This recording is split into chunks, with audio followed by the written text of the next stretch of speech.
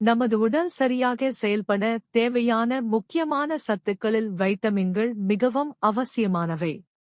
உடலில் தேவையான அளவு வைட்டமின்கள் கிடைக்கவில்லை என்றால் அதை வைட்டமின் குறைபாடு என்று கூறுகிறோம். இந்த குறைபாடு பல்வேறு நோய்களுக்கு காரணமாகிறது. முதலில் வைட்டமின் ஏ குறைபாடு பற்றி பார்ப்போம். இந்த வைட்டமின் கண் பார்வைக்கு மிகவும் முக்கியம்.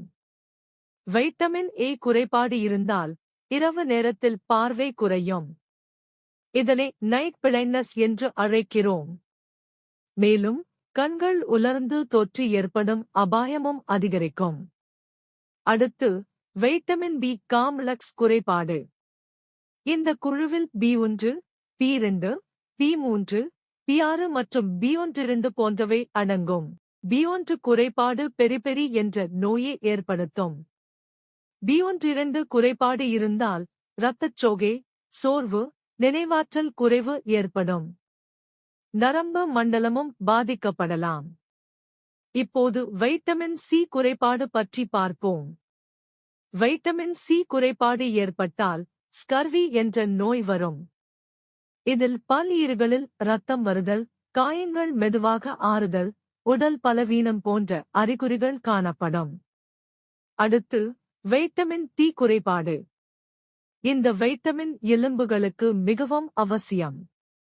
குழந்தைகளில் வைட்டமின் டி குறைபாடு ரிக்கெட்ஸ் என்ற நோயை ஏற்படுத்தும். பெரியவர்களில் எலும்புகள் பலவீனமடைந்து எளிதில் முறியும் நிலை உருவாகும். சூரிய ஒளி இந்த வைட்டமினின் முக்கிய ஆதாரமாகும். இறுதியாக வைட்டமின் கே குறைபாடு. இந்த வைட்டமின் இரத்தம் உறைய உதவுகிறது. குறைபாடு ஏற்பட்டால் சிறிய காயத்திற்கே அதிக இரத்தப்போக்கு ஏற்படும். எனவே சமநிலையான உணவு மிகவும் முக்கியம். காய்கறிகள், பழங்கள், பால், முட்டை மற்றும் தானியங்களை சரியான அளவில் எடுத்துக்கொள்வதன் மூலம் வைட்டமின் குறைபாடுகளை தவிர்க்கலாம். வி. ஆரோக்கியமான உணவு, ஆரோக்கியமான வாழ்க்கை.